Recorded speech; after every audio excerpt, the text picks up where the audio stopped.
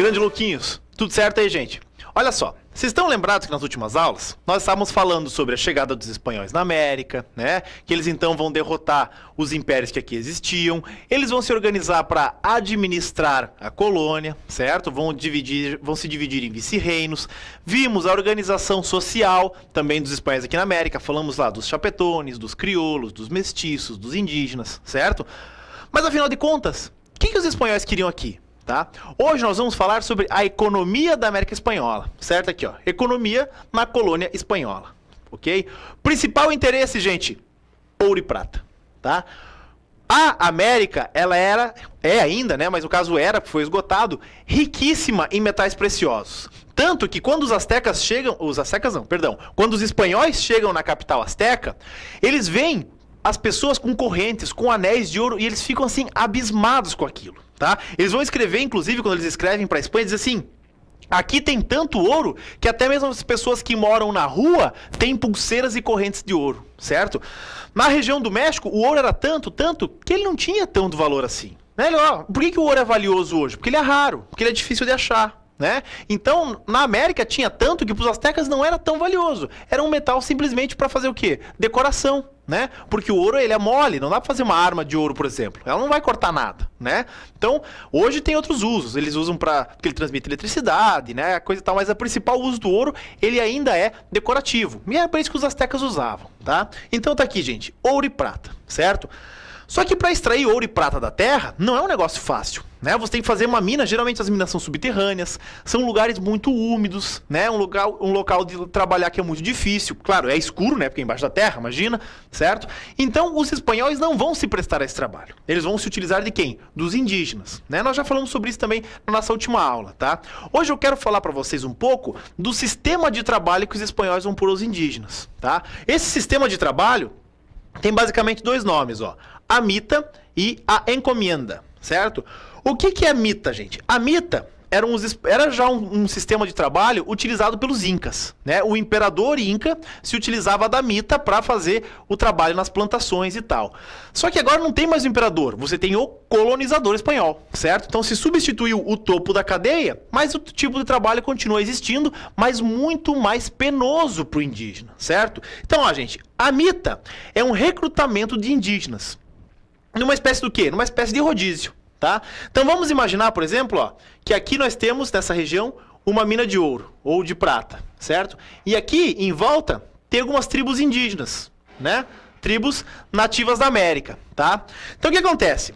O colonizador, ele fazia o quê? A cada 4 meses, né? Aqui, ó, mais ou menos 4 meses, 4, 5 meses, os trabalhadores de uma vila iriam lá trabalhar na mina. Tá? Depois desses 4, 5 meses, eles voltavam para sua vila e os caras de outra vila, iriam trabalhar na mina, tá? Então é esse sistema de recrutamento, certo?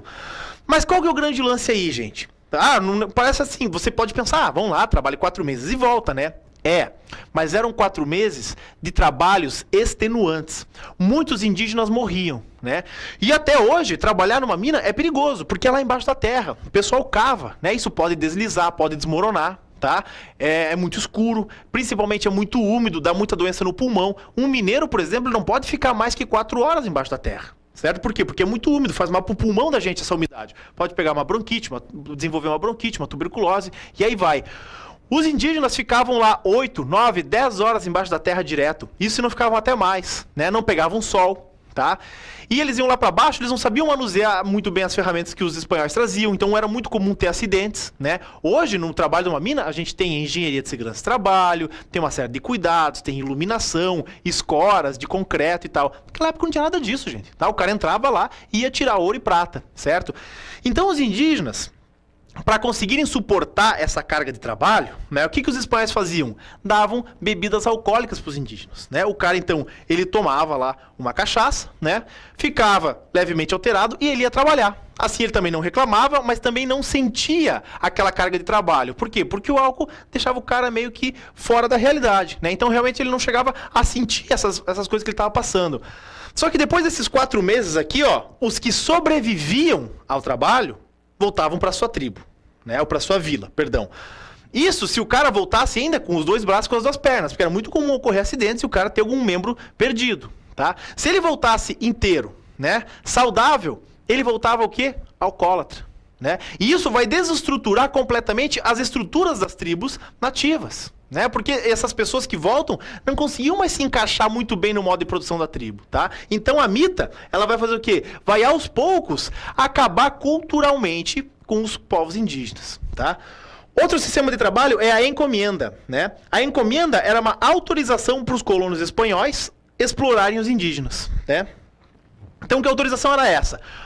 Geralmente vinha uma autorização da coroa que dizia para o colono assim, ó, você pode explorar essa e aquela tribo, né? Então você é um encomendeiro, como era o nome, certo?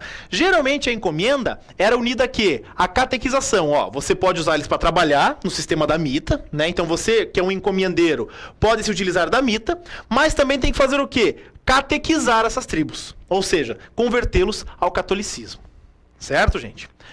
Quem que surge também como um papel muito importante nesse contexto todo de trabalho? Os jesuítas. A gente falou dos jesuítas lá quando a gente falou da Contra-Reforma, lembram deles? A Companhia de Jesus, ou no caso os jesuítas, vão ser criados para catequizar os índios e os nativos, tanto da América como da África quanto da Ásia, tá? Então esses caras eles vão criar redutos que são chamados de missões indígenas. Tá? O que se fazia nessas missões? Os padres, os jesuítas, levavam os índios para essas missões e ensinavam eles a plantar, a trabalhar. Tá? Por quê? Para que eles pudessem sobreviver sem ter que estar nesse sistema de trabalho. Então os jesuítas, por um lado, eles protegem os indígenas. Certo? Isso é importante falar, tá?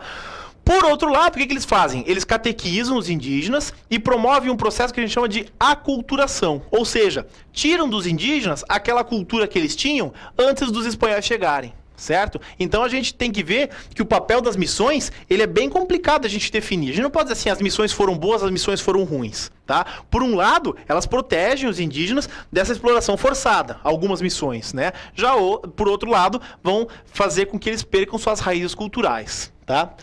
Importante falar ainda, na América Espanhola teve produção de açúcar, certo? A gente vai ver que no Brasil vai ser muito forte a produção de açúcar, mas a principal exploração da América Espanhola é o ouro e prata. A principal, mas não a única, tá?